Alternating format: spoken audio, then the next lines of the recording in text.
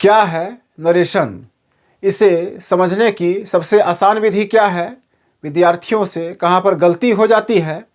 Direct speech को indirect speech में change करते समय किन किन छोटी छोटी बातों पर ध्यान देना चाहिए, इन सारे विषय पर हम लोग इस वीडियो में चर्चा करेंगे। यह बेसिक वीडियो होगा। आइए आज की क्लास को सीधा आगे बढ़ाते हैं।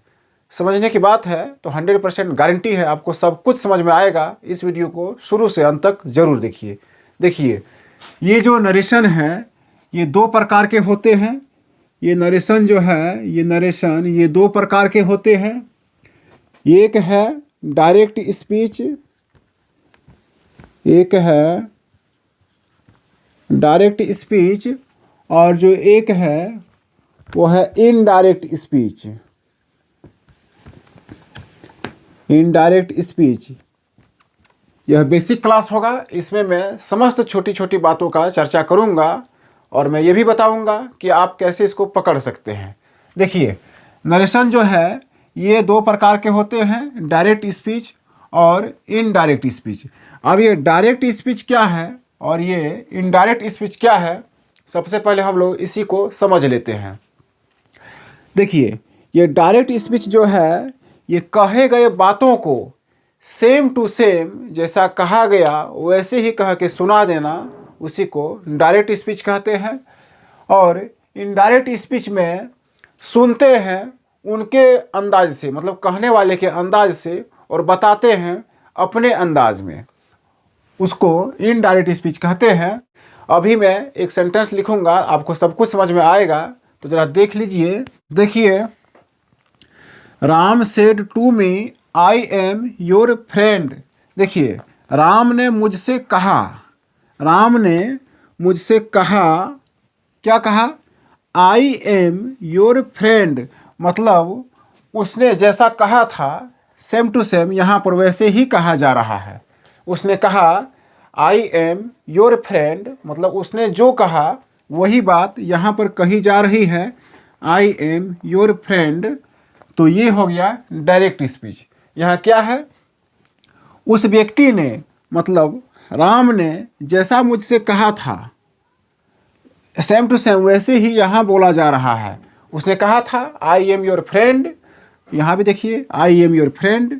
तो जिस तरह से बोला गया उसी तरह से बोल करके सुनाना, यही है डायरेक्ट स्पीच।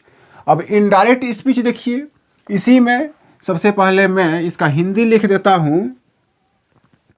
देखिए, राम ने मुझसे कहा मैं तुम्हारा मित्र हूँ।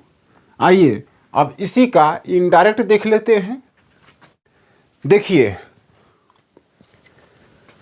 सबसे पहले यहाँ ध्यान दीजिए, Ram said to me I am your friend. Ram ने मुझसे कहा कि मैं तुम्हारा मित्र हूँ। देखिए, उसने जैसा बोला है वैसे ही यहाँ पर बोला जा रहा है। राम ने मुझसे कहा मैं तुम्हारा मित्र हूँ। अब यहाँ देखिए, Ram told me that he was my friend. Ram ने मुझसे कहा कि वह मेरा मित्र है। देखिए, दोनों सेंटेंस का सेंस है एक ही, दोनों का अर्थ है एक ही, लेकिन यहाँ उसने जैसे कहा वैसे ही सुना दिया, और यहाँ सुनाते समय इसको अपने अंदाज में प्रस्तुत किया गया। समझ लीजिए, छोटी सी बात है। राम ने मुझसे कहा कि वह मेरा फ्रेंड है, वह मेरा मित्र है। देखिए, इसको अपने अंदाज में कह रहे हैं और यहाँ राम के अंदाज में कह रहे हैं, तो दोनों में यही अंतर है। तो अब देखिए यहाँ पर क्या क्या चीज़ चेंजेस हुआ है। तो राम सेड टू मी, तो यहाँ देखिए ये जो सेड टू है, ये सेड टू यहाँ देखिए नीचे में टोल्ड में चेंज हो गया है। अब यहाँ देखिए ये जो है, ये दोनों सेंटेंस, ये है आपका रिपोर्टिंग स्पीच और ये है रिपोर्टेड स्पीच। अभी मैं बता दूंगा। ये दोनों के बीच में देखिए यहाँ पर डेट आ गया है, ये डेट, एक ये चेंजेज हुआ है। उसके बाद देखिए यहाँ पर जो आई है, इस आई के बदले में यहाँ पर ही हो गया। यहाँ जो एम है, इस एम के बदले में यहाँ पर वाज हो गया। यहाँ जो योर है, इस योर के बदले में यहाँ पर माई हो गया है। बस इतना ही चेंज हुआ है। ये सब चेंज हुआ है कैसे, इस पर हम लोग विस्तार से चर्चा करेंगे। वीडियो पर बने रहिए। चलिए सबसे पहले यहाँ पर कुछ बातों को समझ लेते हैं। देखिए, राम सेड टू मी, तो ये वाला जो भाग है ये हो गया रिपोर्टिंग स्पीच। ये भाग को हम लोग रिपोर्टिंग स्पीच कहते हैं। और ये भाग जो इन्वर्टेड कॉमा में बंद है इसको कहते हैं रिपोर्टेड स्पीच। इन्वर्टेड कॉमा के जो बाहर है ये हो गया रिपोर्टिंग स्पीच। इन्वर्टेड कॉमा के जो अंदर है ये हो गया रिपोर्टेड स्पीच। इसके बाद देखिए, अब ये हो गया आपका रिपोर्टिंग स्पीच। अब रिपोर्टिंग स्पीच में जो वर्ब है इसको कहते हैं रिपोर्टिंग वर्ब। रिपोर्टिंग स्पीच का वर्ब रिपोर्टिंग वर्ब। यहाँ देखिए ये है रिपोर्टेड स्पीच, तो रिपोर्टेड स्पीच में देखिए ये वर्ब है हेल्पिंग वर्ब। तो ये जो है ये हो गया verb of the reported speech. मतलब रिपोर्टेड स्पीच में जो वर्ब है वो verb of the reported speech, और रिपोर्टिंग स्पीच में जो वर्ब है ये हो गया रिपोर्टिंग वर्ब। आप इसको अच्छी तरह से समझ लिए। आप चाहे तो मैं इसे लिख भी देता हूँ, देख लीजिए। देखिए, रिपोर्टिंग स्पीच जो वाक्य इन्वर्टेड कॉमा के बाहर रहता है उसे रिपोर्टिंग स्पीच कहते हैं, तथा इसमें प्रयुक्त वर्ब को रिपोर्टिंग वर्ब कहते हैं।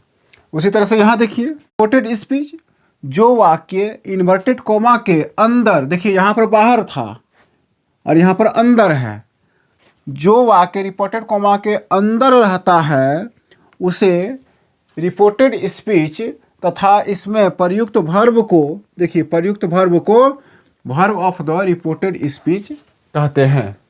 बस इतना ही है, आप इसे एक बार फिर से समझ लीजिए। देखिए, यू सेड, तो यू सेड ये जो है ये देखिए इन्वर्टेड कॉमा के बाहर है, तो ये हो गया रिपोर्टिंग स्पीच। अब यहाँ देखिए ये जो रिपोर्टिंग स्पीच हो गया इसमें कौन सा वर्ब है, तो सेड, यही वर्ब है, तो ये हो गया रिपोर्टिंग वर्ब। मतलब रिपोर्टिंग स्पीच के वर्ब को रिपोर्टिंग वर्ब। अब यहाँ देखिए ये जो है आई इट नाउ, तो यहाँ देखिए ये आई इट नाउ है इन्वर्टेड कॉमा के अंदर, तो ये हो गया रिपोर्टेड स्पीच। अब इस रिपोर्टेड स्पीच में देखिए कौन सा वर्ब है, तो इट, यही वर्ब है। तो रिपोर्टेड स्पीच के अंदर में जो वर्ब है वो हो गया verb of the reported speech. कहीं कोई दिक्कत नहीं है, आप इसका एक स्क्रीनशॉट ले लीजिए। इंटरचेंज के जो रूल्स है अगर मैं उसे इस वीडियो में शामिल करूंगा तो वीडियो बहुत लंबी हो जाएगी, इसलिए मैं अब इसे यहीं पे समाप्त करूंगा। अब वो जो रूल्स है इसके बाद जो वीडियो आएगा उसमें सारे रूल्स को मैं कवर करूंगा। आज की सेवा यहीं पे समाप्त करता हूं। वीडियो पसंद हुआ तो लाइक कीजिए, चैनल पर नए हैं तो सब्सक्राइब कीजिए। चलिए फिर मिलते हैं एक नए और इंटरेस्टिंग वीडियो के साथ। तब तक के लिए thank you, take care, good bye, जय हिंद, जय भारत, वंदे मातरम।